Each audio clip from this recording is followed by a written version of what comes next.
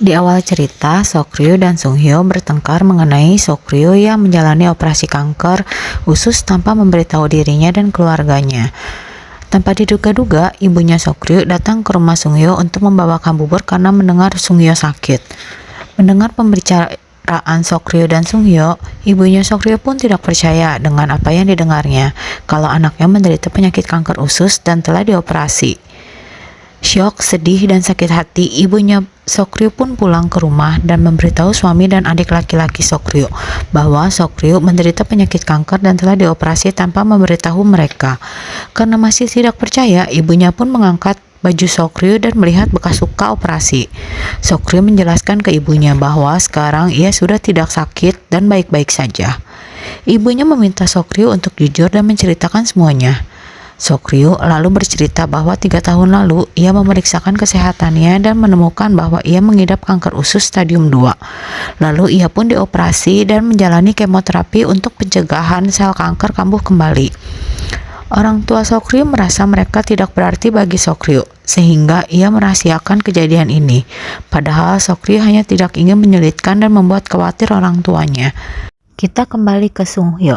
Sunghyo mengingat kembali kejadian 3 tahun lalu saat ia bertugas ke LA.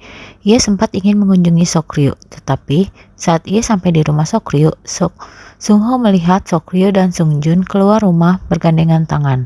Hal itu membuat Sunghyo membatalkan niatnya untuk berkunjung. Selama ia bertugas di LA, Sunghyo menghindari Seokryul dengan tidak membalas chat dan telepon dari Seokryul. Sunghyo sangat menyesali mengapa ia tidak bertemu dan menyadari bahwa Seokryul sakit dan butuh seseorang di sisinya.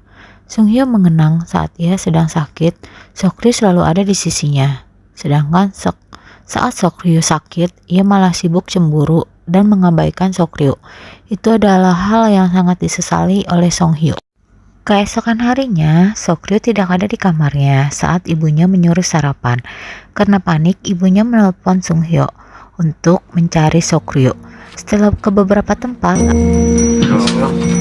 akhirnya Sunghyo berhasil menemukan Seokryul di pinggir pantai.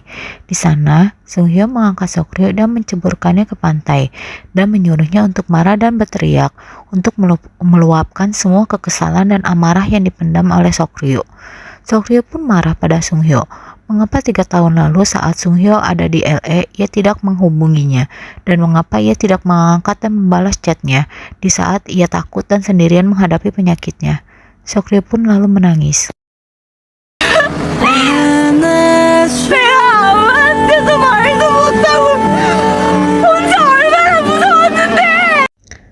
Keluarga Seokryul mengadakan pesta penyambutan yang terlambat dan makan-makan bersama.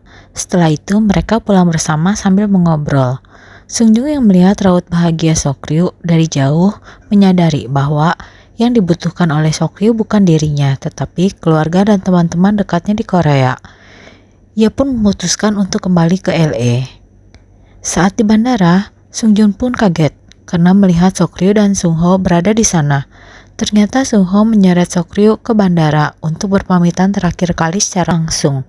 Singkat cerita, setelah berpamitan, Sungjung pun mengajak bersalaman untuk terakhir kalinya dan bilang agar Seokryul hidup bahagia. Sungjung pun pergi memasuki pesawat dan Seokryul menangis melihatnya.